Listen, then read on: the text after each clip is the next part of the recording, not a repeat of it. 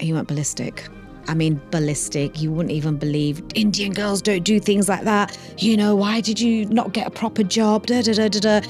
And then when I told him I could get him a flight to India for £85, it all changed. Oh, okay. So, yeah, they weren't pleased. Hi, and welcome to A Class of Their Own podcast, revealing the human stories behind their name. We will hear honest and intimate reflections from our guests who, despite their circumstances, shape a world that reflects their unique visions of success. Join me, Mira Magecha, to learn from these inspirational people and take the first step to make your own change. On today's episode, we're joined by Manisha Morgan. Hi, Manisha. Hi. How are you? I'm good, thank you. How are you? I'm good. I'm so excited about our conversation. I've been following you since lockdown, and your Instagram channel was teeny tiny. Gosh, yeah. I literally started 2020 properly, October 2020. Yeah, and I think I started following you roughly around that time. Wow. And we used to have chats about being in lockdown, what we were eating, the exercises that we were doing, all sorts of weird and wonderful things. And here we find you 4 years later in front of each other. Yeah. That is a journey and a half. It has been, yeah. A lot has happened in that time. Yep, I can definitely agree to that. But we're not here to talk about my journey. So I'd love to start with, who is Manisha? Well, I am of I'm Indian, so Gujarati, born in India. Came over here when I was about 5. This is quite relevant, my background. And literally lived pretty much all over the UK. Now settled and married in Northampton to an Englishman. And we have 2 kids. And I love traveling, absolutely love it. I was an air hostess in my former days for about 10 years. And I have a lot of, all my decades, I suppose, of experience has led me to where I am here now as a nutritionist. And so when I ask who you are, if I was to meet you for the very first time, how would you introduce yourself? That's interesting because I've never really thought about that. I'd probably say I'm a business owner. I'm fun. Work on helping women change their lives. And I do that through a platform which provides fun, education and lots of wisdom. When I reflect back on the fact that, and I only know you through your Instagram channel and a couple of chats that we've had through that, when I reflect on you and what you share on your channel and the conversations you have, there's a few things that kind of stand out for me. One, you've broken the mold in terms of Indian women coming on the platform and having a laugh, being serious with your message, but not taking yourself too seriously. Yes. You speak in Gujarati, so you're not ashamed of your roots or where you come from. You talk about previous life and former days and what you did. You also have talked about your vulnerabilities in terms of difficulty having children, marrying your husband, not having a husband until later years from an expectation of society in the Indian ways. And so I kind of put you down as you've broken a lot of molds and helped people have some of these conversations that we don't have in our culture. Yeah, pretty much. You know what? On a Friday now, I call it Fun Friday, but there's always a funny message, a funny video, but with a message. Yeah. And I think I kind of take that as a responsibility, really, because I am South Indian and I am proud of where I come from. I have broken a lot of molds, marrying outside of my culture, for example. And I want to share who I am. Yeah. So going back to who is Manisha, I'm a proud Indian with a British passport, but my husband will say, but you're a British citizen. I'll say, no, I'm an Indian with a British passport. Yeah. Take me back to your early years. So you were born in India. You came over when, I think you said when you were 5. About 5, yeah. Do you remember much of India growing up? Not really. I remember our house. It was very, very, very tiny, about half the size of this room, the living room and the bedroom. everything was done in one room and a small kitchen. I don't remember the bathroom. I have a few memories, but not really. I have more memories of being a young child growing up in Bolton, but they aren't very nice memories. So take me back there. So we came to this country, we lived in Bolton, and we lived in an extended family, which most people did at that time. It was literally, we lived in a 2-bed terraced house, and there must have been about 10 of us in that house, like my parents, my gran, my foys who weren't married at the time, my kaka, my kaki, my sisters. And I just remember, like looking back now, there was a lot of racism, you know, and the thing that sticks out the most is I remember fireworks, 5th of November. I always used to get really scared because I used to think that people, I don't think I've ever shared this story. I used to think that somebody would put fireworks through our letterbox, and obviously then the house would blow up. So when I woke up in the morning, I'd always think, oh, I'm alive. It's okay. It was all right. So I don't really know what led me to be scared like that, but there was quite a lot of racism around at that time. And specifically in Bolton? Or I don't know, because I was where like you were? I was a young child, right? Yeah. I don't remember receiving any physical, I did get the odd comment here and there, but it was just those kind of little things that had happened. And I look back now and I think, gosh, that's like, you know, you're 5 years old, you come to a country, can't speak any of the language. I remember going to school, sitting just in a room, you know, in a corner because I couldn't speak to anybody, just sleeping most of the time because I couldn't communicate with anyone. So, yeah. What was family life like at the time? I don't really remember much about family. It was chaotic because there was a lot of people there. Yeah. But that was normal. Yeah. Still is. I was just going to say, yeah, that's not changed. We lived in that house, and then we went to buy, and then my kaka and my dad bought, so kaka is my dad's brother, they bought a shop. So we all lived above the shop then. And our house was one of those houses, there was always people coming and going, always. So yeah, it was busy, but it was normal. When did it change at school? Because clearly you speak English now. When did that change? Do you remember that process of learning and what it was like?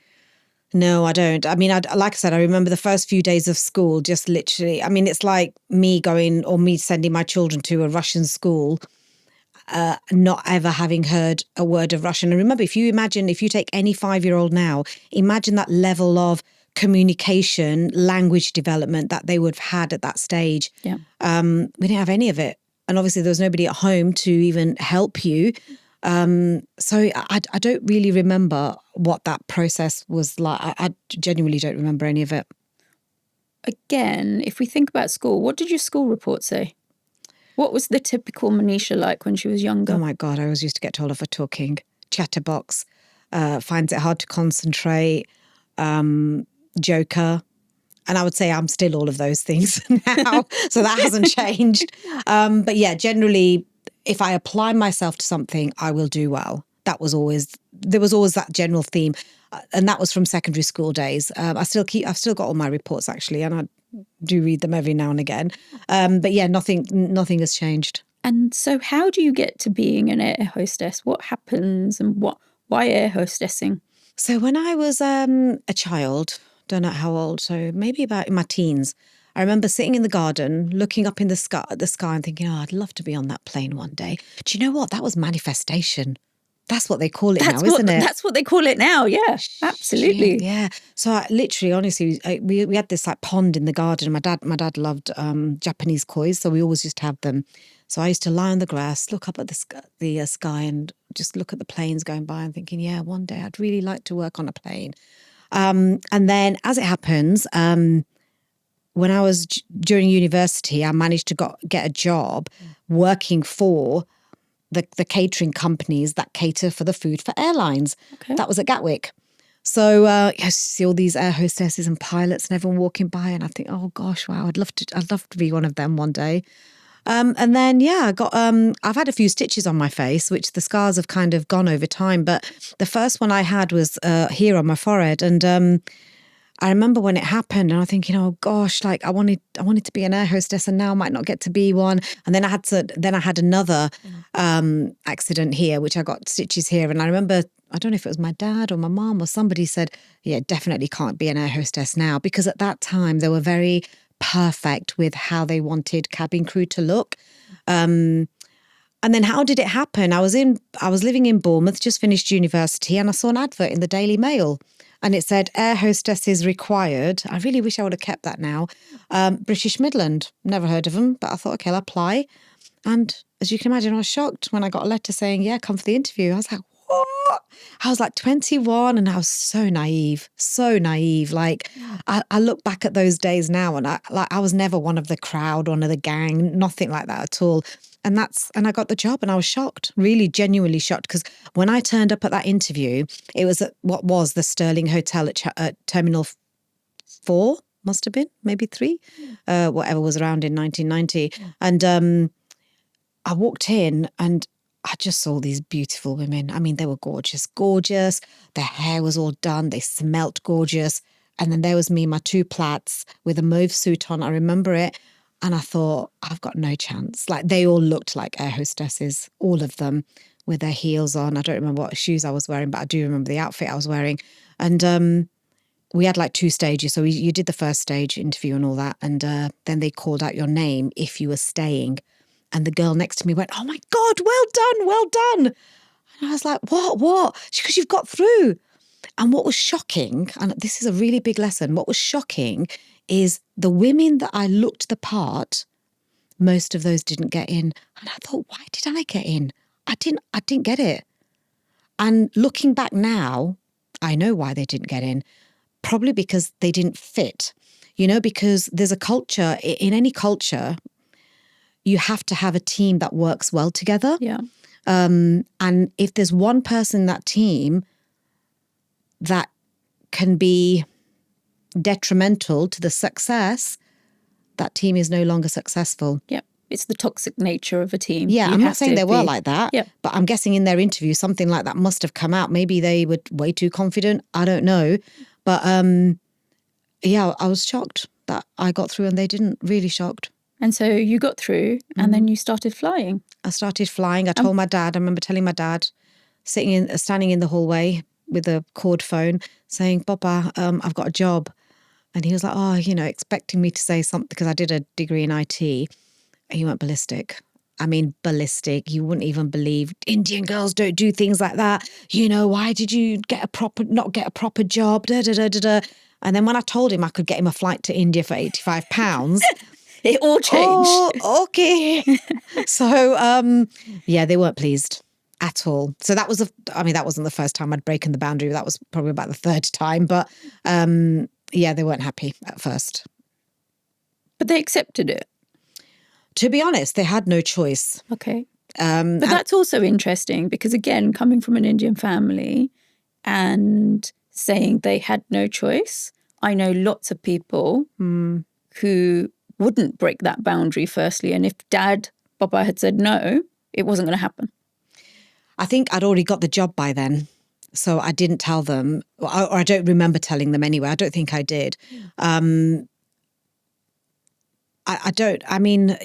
sometimes I speak to women of my age now, my generation, and a lot of them didn't stick up for themselves. Yeah. I did in quite a lot of, and I don't know what made me do that. I've got no idea whatsoever, but I'm glad because I really thoroughly enjoyed that job and it was so amazing. And that job, no doubt about it, taught me so many skills, even now that I talk about transferable skills. People say, oh God, I could never leave my job now. What would I do? Oh my God, you've got loads of skills that you can transfer over. Yeah. So that job taught me a lot about working with people, working in environments that are constantly changing, timekeeping, time management, all that kind of organisation skills, taught me all of that. Yeah, you can't be late because you've missed the flight. Yeah. And your stuff has got to be away. If you're doing a 45-minute flight to Paris, it has to be, you have to do everything on time. Yeah. Otherwise trolleys are going to be out and it's a safety issue. So, they accepted it. And, it was during that time that quite a lot of other things changed for me when I kind of, started buying property and things like that, which again was another thing that they weren't very happy about. But yeah, I don't really. It wasn't a plan. Nothing was ever a plan. It just kind of happened, and I saw an opportunity and I took it every time it happened. I guess that was probably the difference. Like nothing, like in those days you didn't plan. What was it about opportunities that presented themselves? What gave you the confidence, the ability? Do you know? So let me tell you about how I got into the property market. Right. So I bought a flat. That's a long story how I bought the flat, but I had a car that got stolen, and when I got that car back, I sold it and got £2,500. It was a Renault Megane, if anyone remembers those cars, I sold it, and with that, I put that down on a flat right near Heathrow, and this is going to make everyone cry, but that flat was £40,000. I know. But back then £2,500 was a lot of money, right? But I'd worked all my summers. I'd been working since I was 14. So I was very good with money. So I bought the flat, and then an opportunity came up as an air hostess for me to relocate to Luton. Now I was flying out of Heathrow. So why I had to relocate to go to Luton, I don't know. But anyway, I took it, and you got a relocation package, everything. And I thought, okay, well, if they're going to pay for me to rent in Luton, I might as well. Right. I didn't even know what renting was, if I'm honest. I had rented, but I didn't really know much. I just remember phoning up the estate agent saying, yeah, I've got this flat to rent. I was very strict with my criteria. It had to be couples only, professionals, no pets, And they came the following day with like a list of 30 people who wanted to rent my flat. And I thought, wow, okay. So I then went to live in Luton, and the relocation package paid for my rent in Luton. The rent on the flat paid for my mortgage. So basically, I was raking it in. And you weren't really living at home because you got expenses from travelling. And then we got, in those days, we used to get a commission on duty free. So every flight, like I was earning like £70 commission. So I really was raking it in. And then when the season finished, I thought, well, there's no point in going back to my flat. What I'll do is I'll carry on renting, because then the rent will pay for my new flat as well as my mortgage. And then that's how I saved money, and then that's how I bought other property. But what gave me that initial idea, I don't know. I don't, like I said, there was Logic, never a plan. Maybe, yeah. Yeah, I don't know. And then I think it was round about that time when I was in my mid-20s that I thought, yeah, I don't think anyone's going to want to marry someone like me, because I'd already broken the mold quite a few times. I was an air hostess, which people did not like. I was always away from home. Like really a lot of my dad's friends and like the wider community didn't really know me, because you were never at home. Because I was you were never there at the functions. Yeah. Because we moved from Bolton to Northampton when I was 16. I spent 2 years there, and then I left and I never went back. So it was only really, actually it was when my dad was ill that I met a lot of his friends, and they met me for the first time, and that was only 5 years ago, or 6 years ago, because they'd heard of me, they'd seen me, but nobody had really met me. So it was a bit weird. And what about your siblings? So my younger sister, there's only a year difference between us all. She got married when she was 21. So I was 23 at the time. My middle sister was, I don't know if she was engaged, but she was going out seeing someone at the same time when we were in our 20s, but she's never got married. So the younger sister got married first, and then I got married years down the line, and my other sister is not married. But they both obviously lived at home, and we're all very different. If you met us, you would not think we were related at all. We've all grown up in a different way. Yeah. Different influences. Yes. Yeah. And I've grown up compared to other people. Like, some people, we all grow up through different experiences, right? So some people, when I say grow up, I mean life lessons, right? Could be through divorce. Mine was through growing up on my own in my 20s. And it was hard then. Like now, people could argue, but it's hard now. But back then, we didn't have social media. We didn't have people to look up to. We didn't have somebody to guide us. That my generation didn't have that. So when somebody asked, well, who influenced you? Oh, no, I don't know. I really don't know. Because there was no one there to say, oh, I'd love to be like that person. Oh, I'd love to do that when I grow up. There wasn't anyone. And that's why I'm even more mindful now about what I do, because there are younger women there that I hope have a positive role model to look up to. And I see that as a responsibility. So because now we do have that. Yeah. And it's in your face all the time, every day. Yeah. Yeah. So you were an air hostess for 10 odd years? Throughout the whole of my 20s. Throughout your 20s. What was life like? Amazing. Freaking loved it. But you know what? You never truly appreciate a moment until you've left it. Yeah. I went out with the captain. I went out with the first officer, who was a Scottish guy called Tony Singh. So that was fun because we were like the Posh and Becks, because Posh and Becks were very big at the time, right? And we were the Posh and Becks of British Midland. So that was all fun. It was amazing. I had an amazing experience. Honestly, I grew up so much, had so many experiences, and I'm so grateful for those 10 years. I absolutely loved it. And then it was time to move on. Yeah, because I couldn't keep doing shift work. I was getting a bit bored of it. But what was it that changed other than you got bored of shift work? Was there something else that you wanted to do at this point? Was there something driving it? Was there something that said time to do something different? I was aware that, did I want to do this for the rest of my life? Okay. And there are still people, some of my friends still are flying. But I think I just wanted to be a little bit more settled. Yeah. I wanted to be at home a little bit more, not in terms of marriage or anything like that, but I just wanted a little bit of stability in my life. And I just wanted a normal job. Yeah. It was great. I had a great time.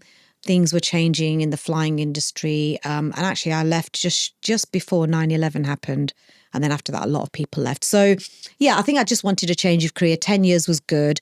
It gave me a really good foundation for what was about to go into my second career, which was as a pharmaceutical rep. Because somebody once said to me, you talk a lot of shit, so you might as well get paid to talk it. So I thought, okay, yeah, that's a fair point.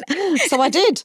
And that was it was a very different career. It was very boring, very compared to flying. Like when you were flying, there was always stories to tell, famous people. Oh my God, this happened today. We had somebody arrested. There was always exciting stories. And then I went into a normal job where it was just like, yeah, I saw 2 doctors today. I saw a nurse, but it was a more fulfilling job. What did you learn? What I learned was a very valuable lesson, actually. You don't have to be the most knowledgeable person to be able to sell something, right? Because I have been up against people who are really clever. I didn't have a science background. Pfizer gave me my first job in the pharmaceutical industry and I was so excited. I thought, oh my God, Pfizer, wow. Like I've gone from being an air hostess to Pfizer. And then just before my contract was due, they decided to not, they decided to pull out and I didn't get the job. And that's because I didn't have a science background. They must have known that before they offered you the job. And apparently there was a big discussion because they called me in for a further interview as to whether to take me or not. And one person obviously decided that they didn't want to because I didn't have a science background. And coincidentally, I then ended up selling a product which we promoted with Pfizer. So I ended up seeing all those people who interviewed me at the time. And the thing is, even years and years later after that, I was never the most knowledgeable person. Even now, I would say I'm probably not the most knowledgeable nutritionist, but I have the ability to be able to connect with people. And that is really important. And that was exactly the same when I was working as a pharmaceutical rep is, you could sit there and cite all the studies and, really go into detail. And some people would love that. But there's a difference between if you want someone to buy from you, you have to connect with them. And not everybody has that ability to be able to communicate in that manner. And that's when I realized that actually I might not be the best, but I definitely can connect. And I would say that definitely now too. In fact, I was just saying it today. So that's what I learned is that you don't, it's not about, I remember being up against a guy for an oncology job. He had a background in oncology. He knew all the cancer leads and all the big people that you would want to know. And I thought, God, there's no way they're going to give me that job. We're launching a new product. He's got all the contacts. Of course they're going to go for him. And I was shocked. I remember exactly where I was on the M25 driving home when I got that phone call to say, congratulations. And I thought, why did he not get it? And I know, looking back now, he had all the knowledge, he was giving it all this, but would he have been able to fit in that team? Probably not. Yeah, I'm guessing I was probably a better fit for that team. Mm. So there's those kind of things that I learned, and even now, like those kind of things still apply. It's not about being the most knowledgeable or showing off and using big words like you probably see in many of my posts and my reels and things like that. I don't use big words. I don't use scientific words. I know them. But, somebody once said to me, the difference between my coaching and somebody else's is that they were very much science-based. And I said, well, I could talk science to you, but really, are you going to understand it? It's a little bit like without being rude, when I would talk to doctors, you talk to doctors about science. Doctors want the science. They want the studies. They want the numbers. Pharmacists want money. How much is it going to cost? How much can I save? Nurses, they want to know about the patient. Yeah. How is that going to affect the patient? And that's what you need to know is the difference in how do you speak to people. You speak at their level. And what they're interested in rather than over... So I could sit there and talk about metabolic adaptation and thermoneogenesis and gluconeogenesis, but actually that doesn't mean anything to anyone. So I don't have to show off and use... Whereas I know in my industry, people will probably hear those words and think, oh my God, they really know what they're talking about. Whereas I'll just say it in plain English. Yeah. Also because I can't pronounce half the words, I'll be honest. But so yeah, I think it's about being able to connect with people is a skill, I think. What led you to wanting to build an Instagram following? So we were on holiday in Vietnam, funnily enough. And I remember, that must have been decade, like years ago, ages ago. Must have been Instagram, yeah. So I did a few posts then, nothing much. And then I didn't do anything for quite a few years because I didn't really get how it all worked. And then when I decided I was going to become a nutritionist, I started posting things about nutrition, but it was just here and there. And I'll be honest, if anybody ever if you're bored and you want to go through my page, you'll see the difference of my posts then and my posts now. But then what I used to do was I literally used to quote things from articles. You could tell that wasn't written by me. So it might have sounded good, but it wasn't written by me. Mm-hmm. Then very quickly I changed what I was doing and now all the words come from me. Yeah, they don't come from Chat GPT. They don't come from Google. They come from me, which is why people will be quite happy to point out grammar and spelling, which is fine. But those words all come from me. Yeah. So that was back then when I first started it. And then it was October 2020 that I thought, oh, do you know, maybe I should make a go of this Instagram thing, like properly make a go, post consistently. So I kind of feel that I missed an opportunity over lockdown, but that's fine because I didn't really know, but that was a good opportunity to have spent more time doing it. But before I did, we were on half-term break, and I said to my husband, look, if I'm going to do this Instagram thing, it's going to take a lot of time engaging. Like I was learning all about what engagement meant, and you had to comment on people's posts, and I was like, oh, fucking hell. I said, so if I'm going to do all of that and make posts, and reels had just started coming out then, I said, it means you're going to have to do a little bit more around the house. So I kind of almost, I didn't ask for his permission, but I just needed his support in, look, this is what I'm going to be doing, and it's going to take up quite a bit of my time. So are you okay with doing a little bit more? And obviously he said yes. And then it all kind of went from there, really. And I think Reels really helped me bring my personality out. Because I remember thinking, well, I can't dance. Because I don't know if you remember when Reels came out, but it was all about dancing, right? I thought, well, I can't dance, but I can be funny. And that's how it all started. Yeah. With fun and Bollywood, actually. Yeah. And do you get your mum to come on? Now, yeah. She loves it. Kind of. She doesn't have a choice, I don't think. Yeah, well, no, she. Do you know what? She doesn't get it. It's only when people say to her, "Oh, I saw you on Instagram," that I have to just say it's a little bit like Facebook. So she doesn't really get it. But I do tell her, I do say that, look, if I'm doing anything with her, I'll say, "Oh, can you wear something nice today?" Or or she'll say, "Oh, no, my hair's not dyed, so you can't film me," or whatever. But yeah, generally I'll always give a notice. I used to do quite a lot with her before. I haven't done anything much with her recently because it's just been a bit busy. But yeah, Yeah. Yeah.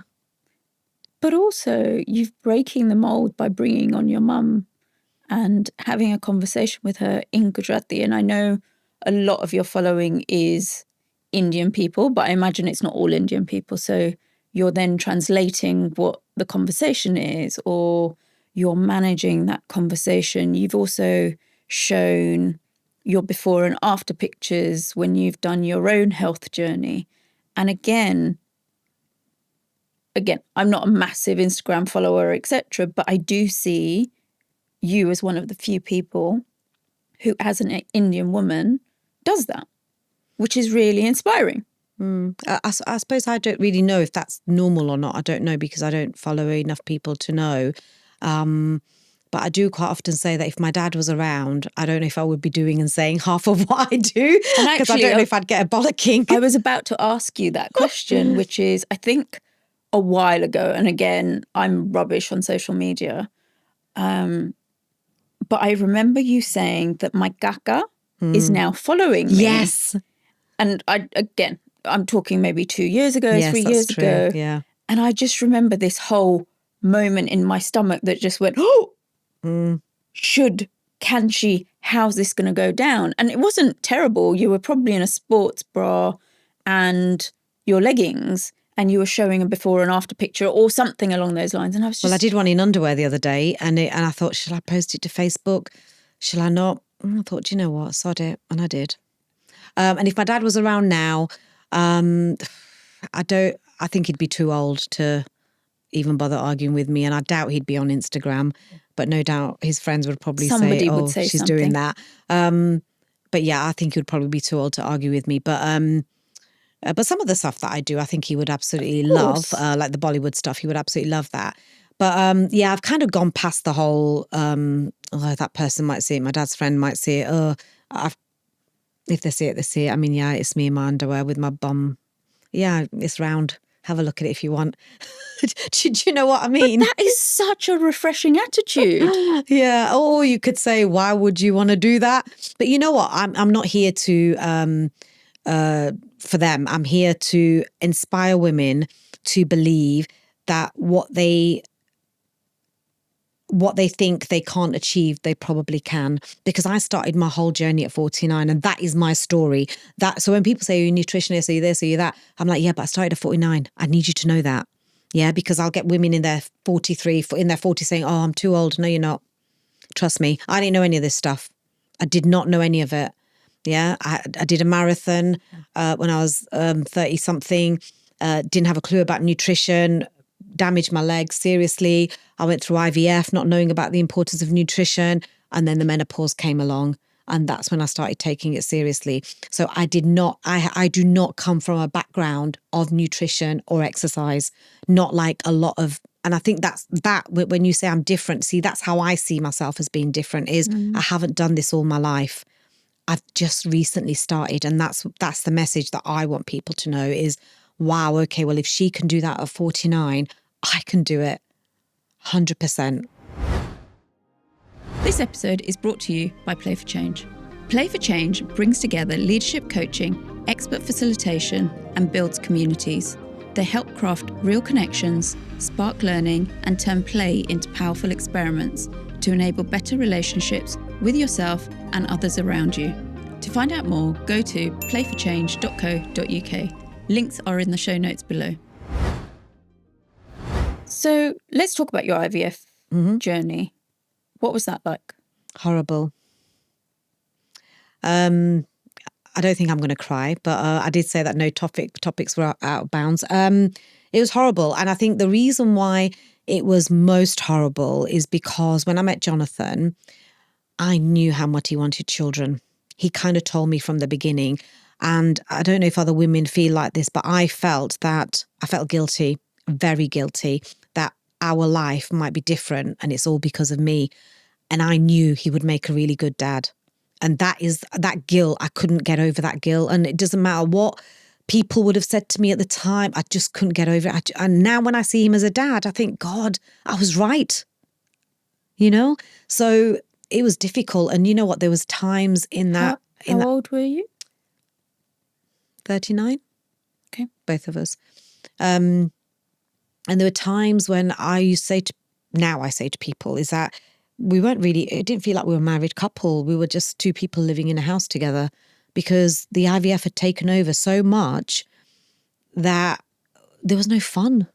There was no fun left, And I remember like one in between each cycle. So for anybody who doesn't know, I had 5 fresh IVF cycles in 1 year, which is a lot. It's not recommended. Usually, you might do it like 2 or 3 sessions with frozen embryos or something like that. But I did fresh cycles. And in between one cycle, Jonathan said, maybe we should go somewhere and, cheer ourselves up or whatever. And we went to Peter Kay in the O2. And that's the first time I remember laughing in a really long time because it just wasn't, everything was just sad. Everything is the only way I can describe it. It was so sad. And yeah. And then obviously you got all the hormones and all that kind of stuff. And people don't really, well, I didn't understand the impact of what the hormones were doing to me. So yeah, it wasn't very nice experience at all. No, and you did 5 cycles in a year. Literally, it was January to January. Back to back in that case, pretty much. Yeah, pretty much, yeah. After the 4th cycle, we changed clinics on the 4th cycle, and I had a lot of hopes for that clinic because they dealt with, it was very expensive, they dealt with older women. So when that cycle didn't work, I literally said to Jonathan, I feel like someone's died. I feel like I'm grieving, but you're grieving for something that hasn't even happened. Like no one's died. But how can you explain that feeling to people?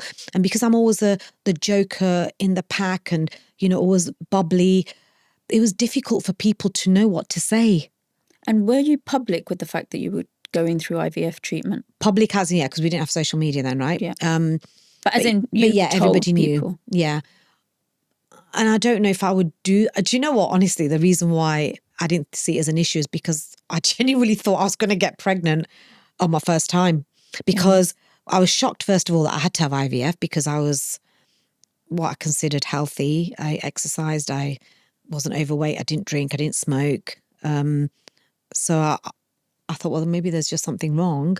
And when I have IVF, it's going to work. It's going to rectify it, but which it didn't. But after that 4th cycle, I just sent an email to all my friends and my cousins and everyone. And I just said, look, I just want to be left alone. I don't want anyone to contact me. I just want to sit and I want to cry. And I don't want people to tell me that it's going to be okay. Because at that time, everyone's like, oh, don't worry, be positive. And it's the one thing that I learned from that whole experience is when someone is going through a difficult time, don't tell them how they should be feeling, because it's very easy for everybody to say, do this and do that, because I know for a fact that 90% of those people would not be positive in my situation. So I just wanted to be left alone, do my own thing, cry if I wanted to be happy, whatever. And it was the best decision that I made, the best decision. And also I made a few changes to my diet at that point because I kind of started understanding the importance of nutrition. And then we went to India. And it was on the way back from India that me and Jonathan decided, I said to him, I can't do any more now. I'm done. It's taxing on my body. Financially, it was very difficult. Emotionally, physically, all of that. And we started making plans for what we were going to do with our money. We were like, okay, yeah, we'll go first flight. Once a year, we'll fly first to different places and honestly, we came up with literally like a list. He loves watches. He was going to buy that watch, that watch, that watch. And about a few weeks later, I found out I was pregnant. And I was like, what? Like when you go for IVF, they tell you you have to go in for bloods and then they contact you. You have to hang around and then they contact you. And straight away that you can tell if it's going to be good news or bad news. You can just tell in their voice. Yeah. And when she said, congratulations, I was like, are you sure you got the right person? Like, it's Manisha. And she's like, yeah. And I was like, what? And then she told me they give you a HGC levels, which is the hormone that tells you that you're pregnant. And it was pretty high. And I was like, okay, well, possibly. In my head, I'm thinking, God, this could be like twins. And then obviously when I had my scan and everything, turns out it was twins. So, and even then that wasn't, that's a whole different story, my pregnancy, because it wasn't the end then. Then you've got to keep that pregnancy. You've got to keep and it. That was a whole stress. And the birth was a stress because, Ava was born with a few difficulties and things like that. So I kind of feel like I didn't really relax throughout for a good few years. But you know what? I'm so grateful. I'm grateful for everything that happened. I'm grateful. And regardless of the journey and the fact that it was so hard, you're sitting in front of me, and I know you said, I'm not going to cry, but you're telling that story with such grit and smile. And yes, it's got a positive outcome when you've got two beautiful girls, but that's still hard. It's really hard. And the thing is, like, I didn't really realise until a few years ago that you can hold a lot of trauma in your cells. Yeah. And I remember talking about it quite some time ago, a couple of years ago, and somebody asked me if I wanted counselling for it, to help me get over it. And I said no. I said, because it's a really sad memory, don't get me wrong, but it's got a really happy ending. And I learned a lot from that IVF experience. And I don't really want to forget the low times. I want to remember the good times, but I also want to remember. I know it sounds really weird. It sounds really weird, but I didn't, because I'm okay 95% of the time. Yes, occasionally I might get upset about it, but it is really difficult. And actually, I said to Jonathan that, should we do a live on it? Because there are lots of people out there who are struggling. And he agreed, which I was really surprised at, because we don't really talk about it. Yeah. And even when I was pregnant, I remember going out to, we went out to a restaurant, and it was just after, I think it was just after my 40th birthday, actually, like maybe a week later. And we just both sat there. We didn't talk about it. It was almost as if, like, those first few months we couldn't talk about it in case it went wrong. So we just didn't. Occasionally we'd be like, should we just talk about it for 10 minutes? Are you Honestly, okay? Yeah. Yeah. It's really, Just to it's check really in. weird. Yeah. Yeah. So it was quite emotionally draining. Yeah, but also the trauma that does sit in your body. Yeah, it does. Yeah. It, like, your cells hold on to stress. So any experience, like, if I go for a smear test, if I go for an ultrasound, anything like that, my body just clams up, because it takes me back to those times of having IVF. Yeah. Which, it's not very nice. But yeah, on the positive, I'm here and I'm grateful for everything. The fact that I got pregnant, the fact that Ava's okay. Couldn't have asked for anything. I couldn't have asked for a better turnout, if I'm honest. So gratitude. Gratitude. Practicing gratitude is also 100%. important. Yeah. If we were going to talk about Jonathan, because you've mentioned him in several contexts, but you've not talked about how you met. So do you just want to take us to a little love story, I suppose? Well, I think of it as a love story. I don't know if it is. So we were both working at AstraZeneca, and I wanted to leave, and I applied for a few other jobs externally. I didn't get them. I was devastated, because, when you really want a job and you don't get it. But they offered me an internal role, a promotion. And I thought, well, I'll take it, because it's still a promotion, right?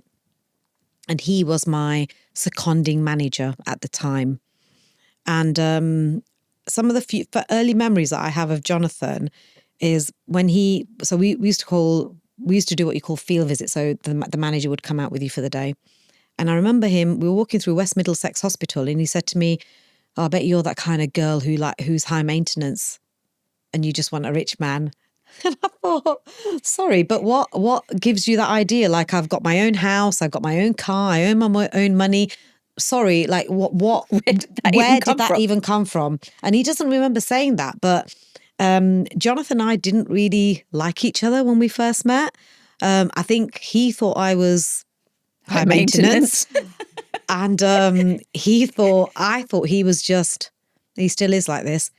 You tell him that the sky is blue and he'll say, it's not quite blue though, is it? Yeah, so he's very pedantic about everything.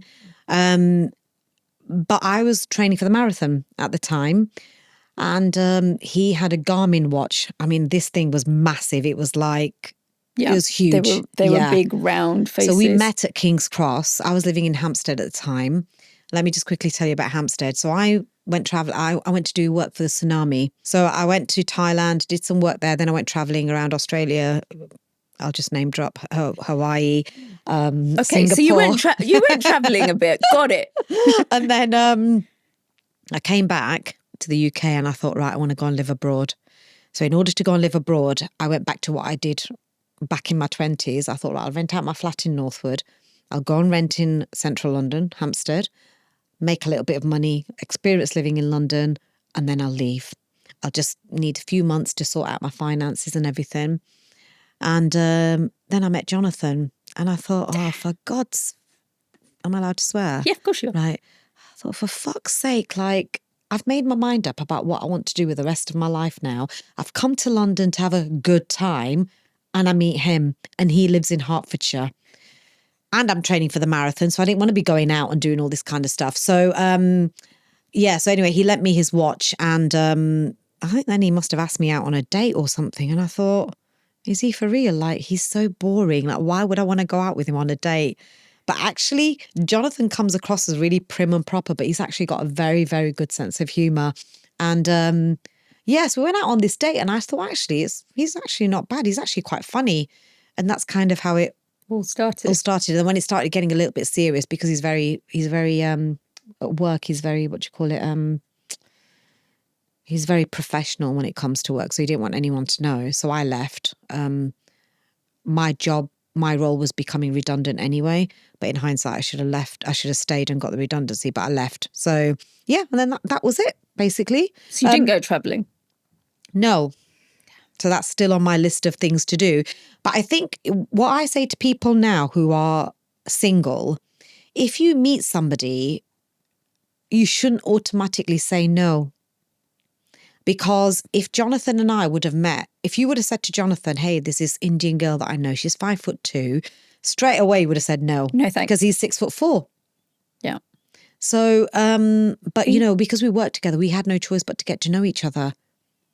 So I think my advice always is if you think someone is okay, give them a second shot, because nobody is ever themselves on a first or even a second date. You need to really get to know people. Yeah. And also there's no such thing as a usual. They change and people change and, the looks fade, the body fades, whatever those things are that you are attracted to. So that's how we met.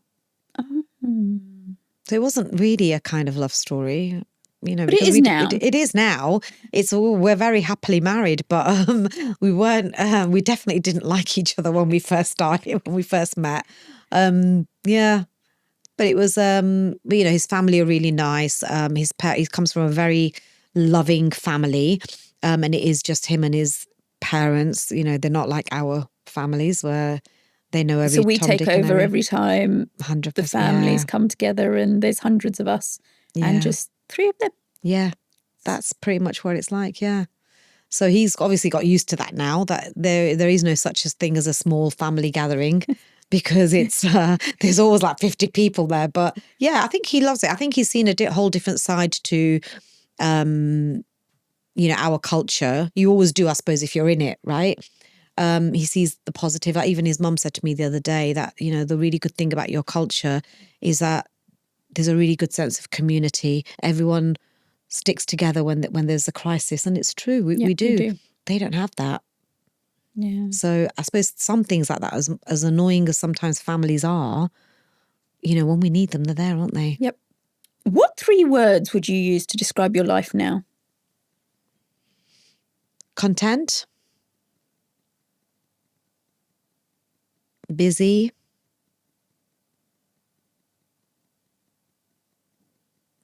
I was going to say something like loving it. Loving it's fine. Yeah, loving it, yeah. What would need to be different for you to love it some more? Do you know what? I'm an older mum. A lot of women my age have older children. So only as I was coming here today, I was thinking, gosh, 3 days I'm not going to see my kids, Monday, Tuesday, Wednesday. So I am bothered about that a little bit because they're not young, but they're not old. They're 12. If they were a little bit older, I feel that I wouldn't feel as guilty because since I've been, working for myself, which has been 18 months now, I work really hard. I work long hours. I used to work weekends and I don't feel bad for doing that because I hope that I'm teaching them that actually, if you've got a passion, it's okay to work hard. So getting that balance right has been a little bit difficult because in my opinion, and I'd be really keen to hear what the listeners think. You can't be a brilliant at everything. You can't be a brilliant mom, a successful podcaster, a brilliant Instagrammer, a brilliant nutrition coach, a brilliant wife.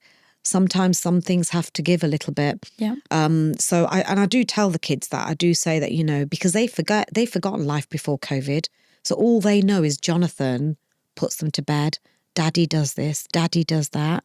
So what would make it perfect is occasionally, if I didn't have the guilt of, I'm not going to see them again. Yeah. They probably don't care. They do care. As in, like, you know, that look, that they've been used to me not being at home since they were kids, since they were young. So it's not really that much of an issue. Sometimes I get opportunities and I'm not able to take them for the same reason. So, but that is where I am in life, right? Yeah. You know, and that's why when people say, you know, what is the best age to have kids? It's difficult because I had a great 20s and 30s. I loved it. Yeah. But now I feel like I'm at the peak of, or approaching the peak of my career. I've got all these opportunities, but my kids are still young. So there's always a catch somewhere, isn't there? You know, so, and there's a lot of women my generation who has kids have left home now and they don't know what to do with themselves. Yeah, Because and now they're trying to redefine themselves and figure out what it is. It's difficult, I suppose. It's just, and for some people like myself, there was no choice in when I got married. It wasn't a choice that I made that, I don't want to get married till I'm late 30s. I don't want to have children till I'm 40. It happened how it happened. I didn't even think I was going to get married. So that in itself was a bonus. And I certainly didn't think I was going to be having kids. Yeah. So, I'm grateful for everything that I have and where I am. But that has come with work. It hasn't. It's not been a coincidence. Overnight. It's not your overnight success. And even people who look at you today and kind of go, you've made a successful career through finding your clients on Instagram and having what you did. That took time and effort. And as you said, you had a conversation with Jonathan to say, I'm going to have to give up something in order to be able to do this. Are you okay to support? Whereas it hasn't happened overnight. Yeah.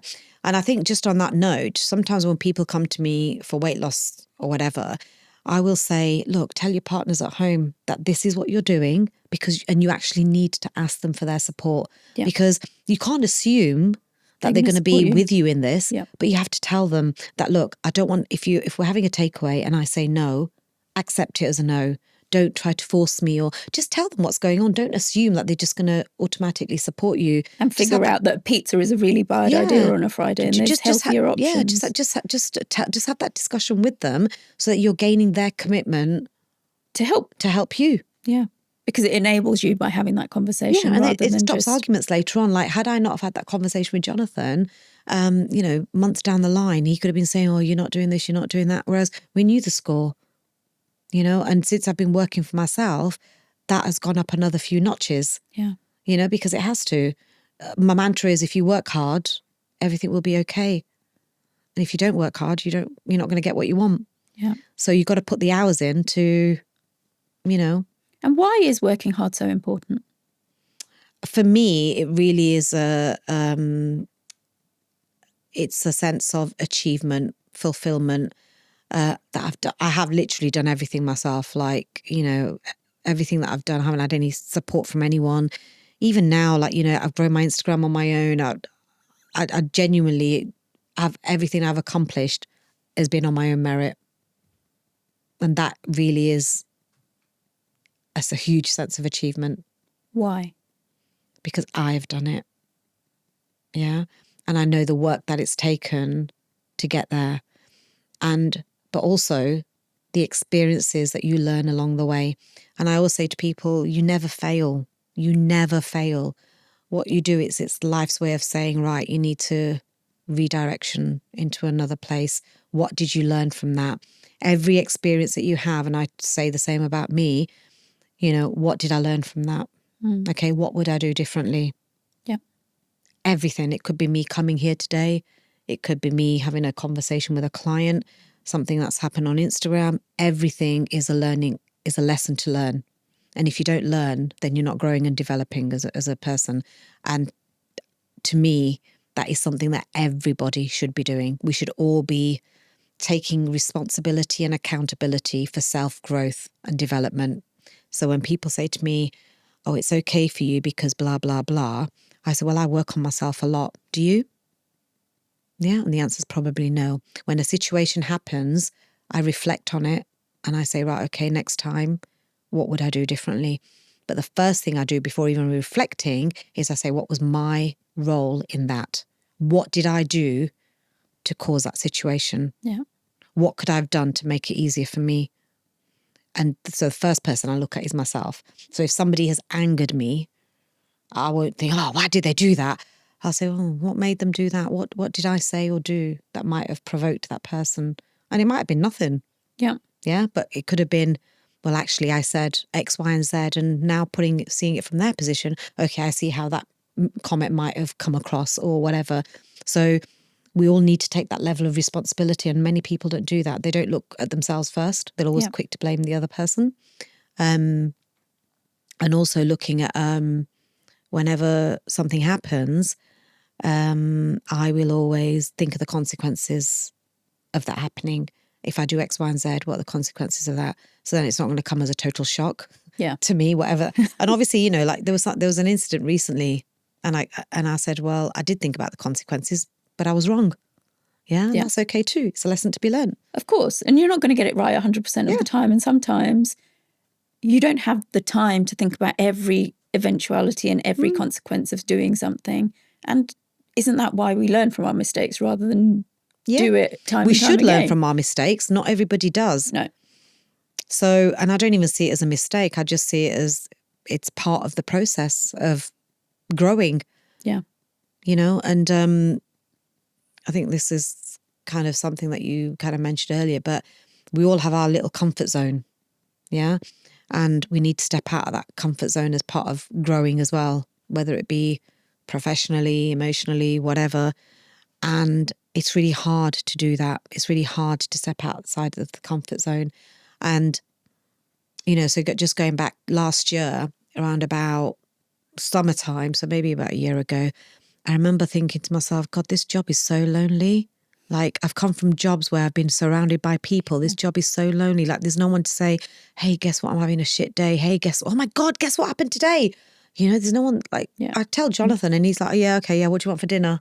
Do you know what I mean? No one celebrates your successes or failures in quite the way that are so meaningful for you, because you've been through that pain of getting that client on board, or the successes of not getting that client on board, or the failure of not getting that client on board. Yeah. Only you are celebrating that success. No one understands it in the same way. So what I did from January of last year is every month I would, well, not every month, but whenever something happened, something good, I'd reward myself. Yeah. This belt, for example. Good on you. I went and bought it because I worked hard for it. If I would have, I can't remember particularly why I bought that belt, but something must have happened. And I thought, well, if I was working in an organisation now, I would have got recognised for that. I probably would have got an award. I would have got a bonus for my work that has led me to be successful or whatever.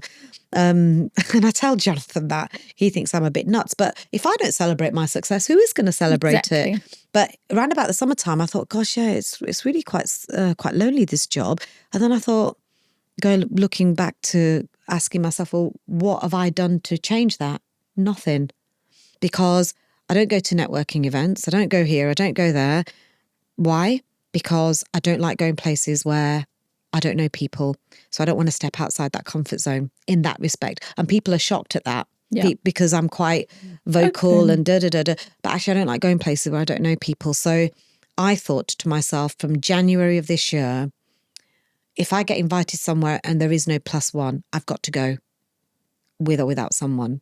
Doesn't matter. And I have done. I've stuck to it. So that's what I mean. We all have that level of responsibility of whether you want to or not. If you want to grow, you have to put yourself out of that comfort zone. To other people listening, they might think, oh yeah, but it's all right for you. You did it. No, but you don't know the self-talk that I would have to have from the tube station to the venue. Yeah, it's okay. It's all right. Nobody knows. Nobody knows how you feel. You can just walk into there. Hi. Yeah. Do you see what I mean? So, but it does take courage. Yes. And an attitude of I'm going to do this and it's going to be okay. Because to take your example of I'm going to go somewhere where nobody knows me, what's the worst thing that happens? You end up going to an event and you didn't talk to anyone that evening or that afternoon. Okay. Yeah. So next time you do something different. And no one knows. No one knows how you feel unless you show it or you tell them or, you know, they don't know. No. Only you know that. What's the thing that you hide that you don't want people to know about you? I don't think I hide anything. I'm not very... if I get emotional about something, I'm not very good at necessarily talking about that. But I do talk about, I do write about some of my vulnerabilities. I've done that quite a lot. That's because people need to know that it's okay. Yeah. Yeah. Or whatever it is, it's okay not to be okay. But I'm not very good at talking about it. I think the problem is when you're quite a strong character, people have that expectation of you that you're always going to be like that. And there are times when actually there might be nothing wrong with you, but you just want to don't say anything. Like if I don't turn up on stories for a few days, people are like, are you okay? Yeah, I just didn't want to come on stories. That's it. Nothing's happened. I just don't feel like talking today, believe it or not. So, but no, I don't think so. I'd like to think I'm pretty, what you see, what you get. And if somebody asks me to talk about something or share an experience, I haven't yet said, no, I don't want to talk about that. I'm okay with talking about everything because I've got, as long as it only involves me and I've got permission from the other person, say IVF, from the other person, then yeah, I think so. We started this conversation with who is Manisha. I'd like to take us all the way back round and give you the opportunity to reflect on the conversation we've just had and see if there's anything you would add. I'm going to throw that back to you and ask you, what 3 words would you use to describe me? Who is Manisha from what you've just heard? I would definitely say is happy with who she is in her skin. Mm-hmm. They're not going to be 3 words. They're going to be mini little 3 sentences. Yeah. Happy with who she is in her skin. I don't want to use the word confident, but it comes back to is really comfortable talking about herself, her experiences, and what life has given or thrown at you. And I think a big motivator for you is probably about how you support other people through their own journeys. And that might be helping them come out of their shell of going, I can't do it because, or it could be the piece around supporting the Asian Indian community to be better for themselves. Yeah. And what would I add?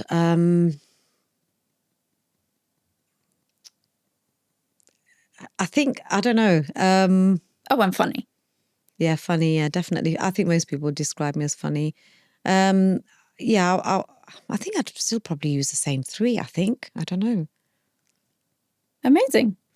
Thank you so much for your time this afternoon. Thank you. I'm sure the listeners are going to love this conversation. I hope so.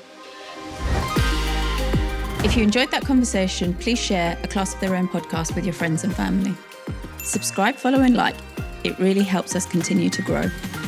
Keep being you through connection, learning and play. You are a class of your own.